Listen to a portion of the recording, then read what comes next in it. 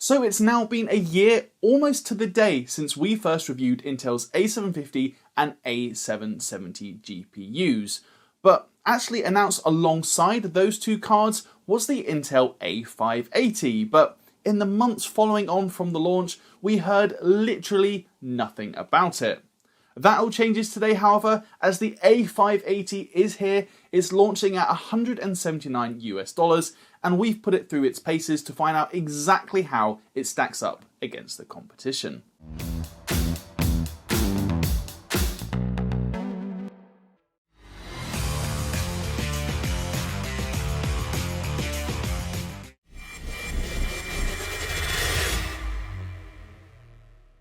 Alright guys, Dominic here for Kit Guru, and yes, that is right. Today we are checking out Intel's new A580 GPU, and specifically we have the Sparkle ORC model, as there isn't actually an Intel limited edition or reference card. In fact, ASRock is the only other brand making A580s outside of China, so choices are definitely going to be a bit more limited for this one. Still, we do have our hands on an A580, and like I said, it's launching at $179, so definitely targeting more of the entry level market, though that does make sense as the A750 has been steadily dropping in price over the last year. As a quick refresher in terms of the specs then, the A580 is built on the same ACM G10 silicon as both the A750 and A770, but it has been cut down a fair bit and uses just 6 render slices or 24 XE cores, giving a total of 3072 shaders. Each XE core is accompanied by a ray tracing unit, while we also find 192 TMUs and 96 ROPs. The memory subsystem meanwhile is identical to the A750. That means we've got 8 gigs of DDR6 memory operating at 16 gigabits per second with a 256-bit memory interface, giving total bandwidth of 512 gigabytes a second. Clock speed has been cut down for the A580 however, with a 1.7 GHz reference clock, but as we shall see, Sparkle has increased this to 2 GHz via a factory overclock.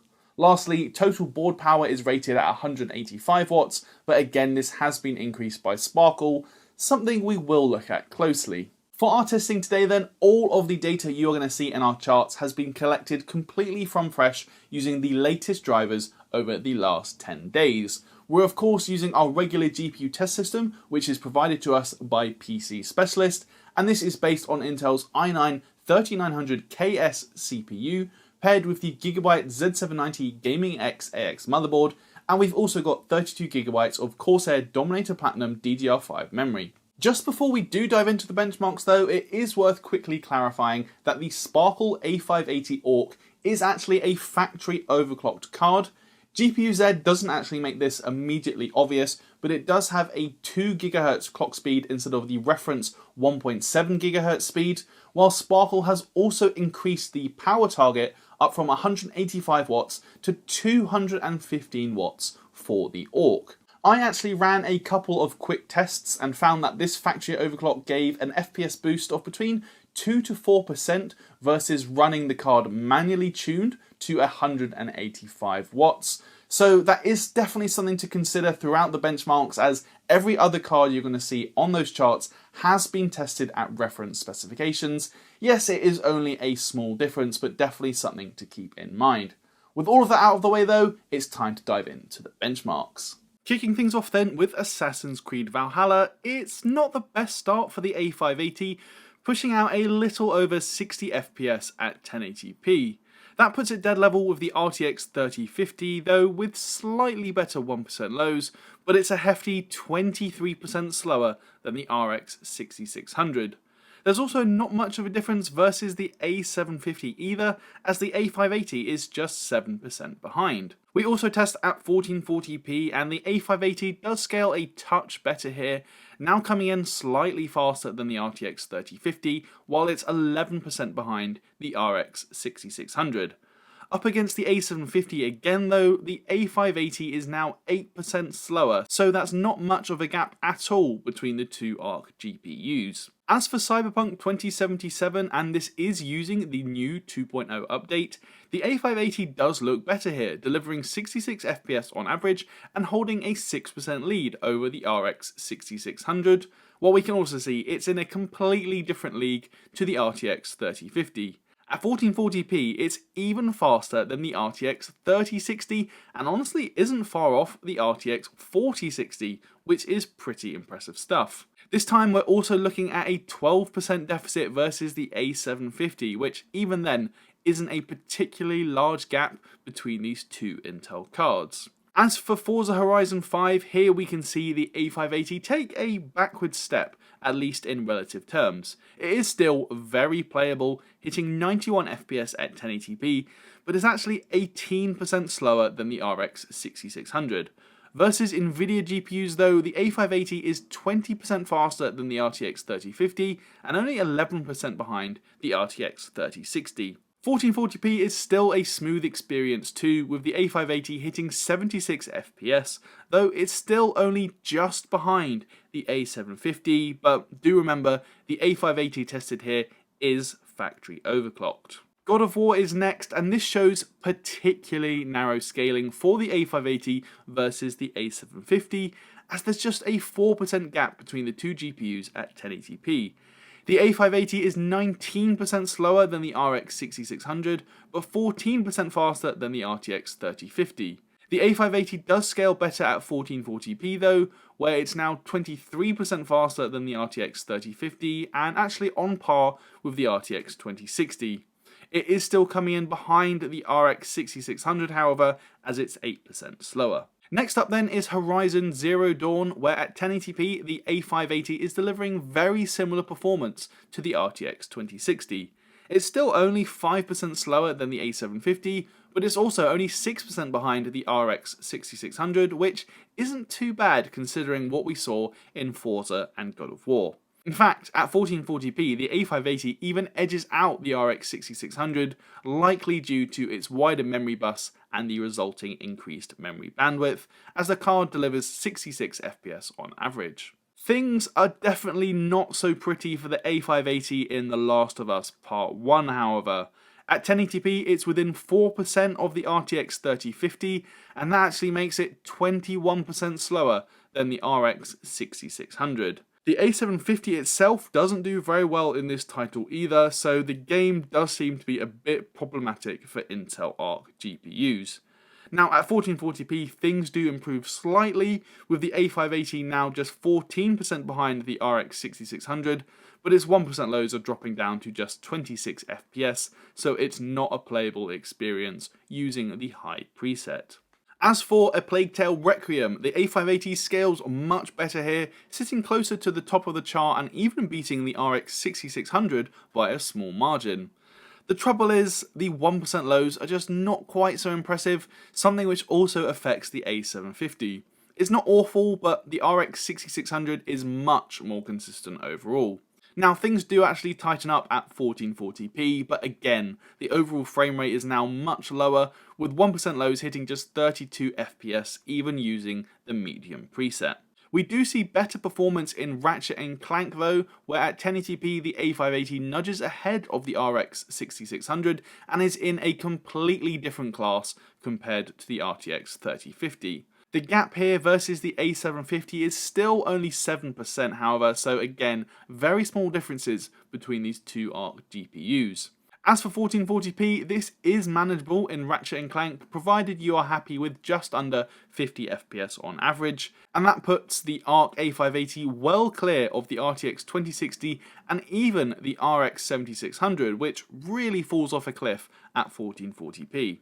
The A550 scaling is similarly impressive in Red Dead Redemption 2 as well, as it comes in level with the RX 6600, but faster than even the RTX 3060 at 1080p, where it delivers 64 FPS on average. At 1440p it is still decently playable, hitting 52 FPS this time around, and it's also now coming in 9% faster than the RX 6600, while it's 7% slower than the A750. Next we come to Resident Evil 4, and at 1080p the A580 delivers 87 FPS on average, slotting it neatly between the RX 6600 and the RTX 3060.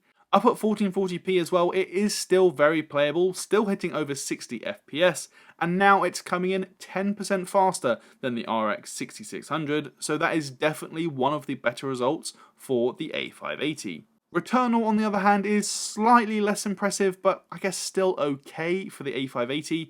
It hits 58 FPS on average at 1080p, this time coming in 12% slower than the RX 6600, but it is still 19% faster than the RTX 3050. Up at 1440p as well, it does improve, this time drawing level with the RX 6600 and increasing its lead to 24% over the RTX 3050. Lastly, we finish up with Total War Warhammer 3. At first glance, the A580 looks good enough, coming in actually 20% faster than the RX 6600 in terms of the average frame rate, but the 1% lows are a definite letdown here, as they're only 7% better than the RX 6600 and actually worse than the RTX 2060, despite the average frame rate of that Turing GPU being lower overall. Likewise, at 1440p, the A580 hits 58 FPS on average, but the 1% lows are lagging behind, so it's only a small improvement over the RTX 2060 at this resolution. Overall then, across the 12 games that I tested, the A580 delivered an average frame rate of 70 FPS at 1080p. That makes it 6% slower than the RX 6600, but actually 9% slower in terms of the 1% lows. It's also 6% ahead of the RTX 2060, but just 7% slower than the ARC A750. Now, the A580 does scale slightly better at 1440p, but the downside is not every game can run at a decent frame rate, as we saw. Still, at this resolution, it is now 5% faster than the RX 6600, while it comes in 8% slower than the RTX 3060, and it's now 10% behind the A750. Just to give you an idea of value as well, depending on the price that the A580 lands at, we've inputted data based on it coming to market at either £179 or £199. UK pricing is unconfirmed at the time of filming, so we will have to wait and see what the actual figure is, but this is just to give you a rough hypothetical idea. At 1080p then, even if the A580 hits the UK market at £179, it would only be on par with AMD's RX 6600, which has fallen as low as £190 in recent months. If the A580 comes in at £199, even the RX 7600 would offer better value. Now, that does change at 1440p, where, like we said, the A580 does scale better, but again, not every game is playable at this resolution without dropping image quality settings by a fair degree. Time to move on though and take a look at ray tracing performance, and we're starting off with Cyberpunk 2077. Even by just using the RT medium preset at 1080p, which only engages RT shadows and RT lighting, frame rates do fall considerably, and the 1% lows actually drop below 30 FPS. Now, the A580 is massively faster than the RX 6600 with ray tracing enabled, but that is purely academic at this point, as you simply wouldn't play the game like this. Ratchet and Clank is next, and even with just the RT reflection set to high, we're down to 45 FPS for the A580 and 36 FPS in terms of the 1% lows. It is actually considerably faster than the RTX 2060 and RTX 3050, but the fact that we can see the RTX 3060 12GB actually coming in faster than the RTX 4060 shows us that VRAM is clearly the main limiting factor here, even at the high settings. Up next is Returnal, and there's clearly some sort of driver issue with ray tracing enabled for ARC GPUs. The A580 drops like a stone to the bottom of the chart, and even the A750 does very poorly, and that goes against almost every benchmark we have seen today, so I'm not quite sure what's up with that one, but the results are definitely not good for Intel Arc. Lastly then, we come to Shadow of the Tomb Raider, which is limited to just ray trace shadows. Here the A580 delivers just shy of 60 FPS at 1080p, but it's also slower than the RX 6600 by a 9% margin, and only 8% faster than the RTX 3050. Overall, I think it's fair to say that ray tracing is not going to be a massive selling point for the A580. Overall GPU performance is just too low for it to make any real sense in this market segment, though to be clear that also applies to the likes of the RX 6600 and the RTX 3050. Switching things up now though, we're going to take a quick look at the Sparkle A580 ORC itself before moving on to thermals and acoustics. Looking at the card then, well, it's very blue. To be honest, you can probably tell I'm not a fan of the design. To me, it looks quite dated, and a blue graphics card surely limits the overall appeal. Like, what if you already have a color coordinated build? Even the PCB itself is blue, which is certainly a bold choice. That being said, while the shroud is made of plastic, it does feel reassuringly sturdy in the hand, so that's definitely one positive. We can also note those two fans as well, each measuring 90mm in diameter. I guess another plus is that the ORC is relatively compact, measuring in at 222 by 101 by 40.9mm, so it's only just thicker than two PCIe slots. It also weighed in at 734 grams on my scales. Flipping the card over then, we can note the full-length metal backplate with the blue PCB clearly visible underneath. Strangely, there are actually a few cutouts in the backplate which would normally allow for air to pass directly through the heatsink and out of the back of the card, except the PCB is blocking the cutouts anyway, so I'm really not sure what this achieves.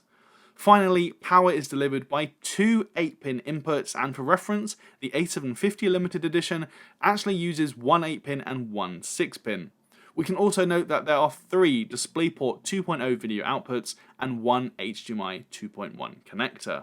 Despite its appearance not really floating my boat, the good news is that the thermals are not a problem for the A580 ORC. Over 30 minutes of Cyberpunk 2077, the GPU temperature peaked at 70 degrees, while the memory hit 78 degrees. We obviously can't say how this is going to compare to something from ASRock, but those results are well within safe limits. Unfortunately though, the ORC is a loud graphics card. I actually saw the fans hit upwards of 2300 RPM during a 30-minute stress test, and that resulted in a noise reading of 46 decibels. It is noticeably louder than the A750 limited edition and will be clearly audible over your case fans. I guess on the plus side, I didn't notice any coil whine, but the fan noise alone is fairly unpleasant. Moving on though to power draw, as a reminder here we use Nvidia's PCAT tool to measure power draw of just the graphics card and do so across every game and every resolution we have tested today. For the A580 ORC then, we've already mentioned that Sparkle has increased the power limit significantly. Intel's reference specs suggest a 185 watt baseline, but the ORC actually targets 215 watts. Now, it doesn't draw this much in every game we tested, but it always drew more power than the A750 limited edition, often by 30 or 40 watts, which is pretty staggering considering it's the slower card. Averaged over all 12 games we tested then at 1080p, the A580 ORC drew 202.8 watts, and that's a 14% increase over the A750, or a massive 61% increase in power draw over the RX 6600. This is just way too high for this level of GPU performance in 2023, and does not bode well for efficiency. As it turns out, performance per watt is frankly awful for the Sparkle A580 ORC. There is no other way of putting it. The power draw is just far too high for this level of performance, and it actually delivers lower performance per watt than even the GTX 1060 6GB from 2016. I have to say, I really just don't know what Sparkle was thinking by increasing the power limit by this much. Our testing already showed that it barely performs 2 to 4% better than when we manually tuned the GPU to 185 watts, resulting in pretty horrible efficiency levels. So that is it for our testing of the new Intel Arc A580, and yeah, the phrase mixed bag definitely comes to mind. Starting with the positives though, it is generally a decent gaming graphics card.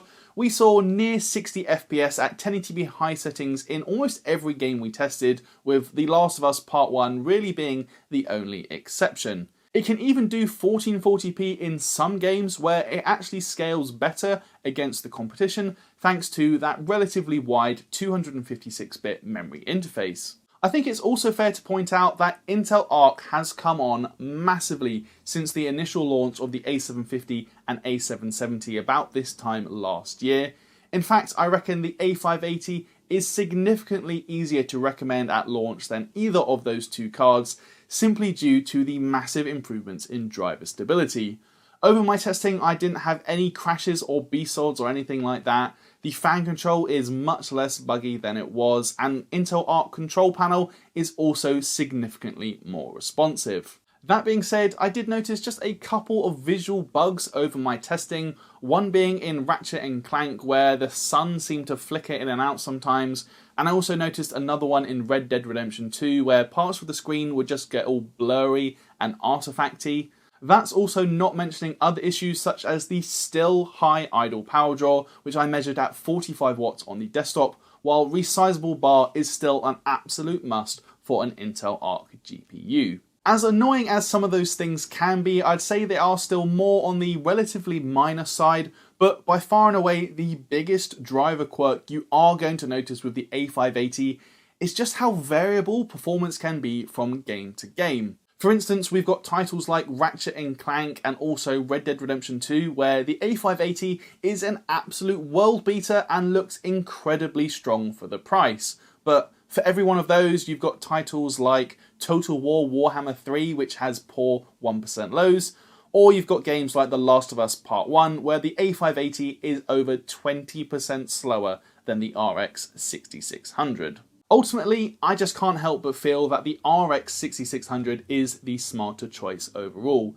It's currently retailing now at a very similar price to the A580. It's generally a touch faster, but most importantly, it is much more consistent across the board. You really know what you're getting with the RX 6600, and the same can't really be said for the A580. It also doesn't help that the A580 is absolutely miles behind in terms of efficiency. We actually saw this Sparkle GPU pulling over 60% more power than the RX 6600 at 1080p, which frankly makes it an awful choice if power draw and efficiency are of high value to you. Even then though, as I said earlier in this conclusion, I do feel that the A580 is the easiest of the Intel Arc GPUs to recommend at launch, so if you do want something new to play around with or you like to be on the bleeding edge, then the A580 does offer a new, more affordable entry point to the world of Intel Arc Alchemist GPUs. However, if you're just looking for a new graphics card to install in your system and forget, for the majority of PC gamers out there, I personally feel like the RX 6600 is definitely going to be the smarter choice overall. Anyway guys, that is going to do it for this review. So if you liked it, please do toss me a thumbs up. And as always, let me know your thoughts down in the comments below. You can also subscribe if you haven't already and ding that notification bell so you don't miss any of our uploads. If you head into the description as well, you're going to find links to our Discord where we can carry on the conversation. You'll also find a link to our merch store where you can pick up a brand new t-shirt like one of these on screen right now. And you could even consider backing us on Patreon if you are feeling particularly generous. That is it for this one though guys. I'm Dominic for Kit Guru and I'll see you in the next video.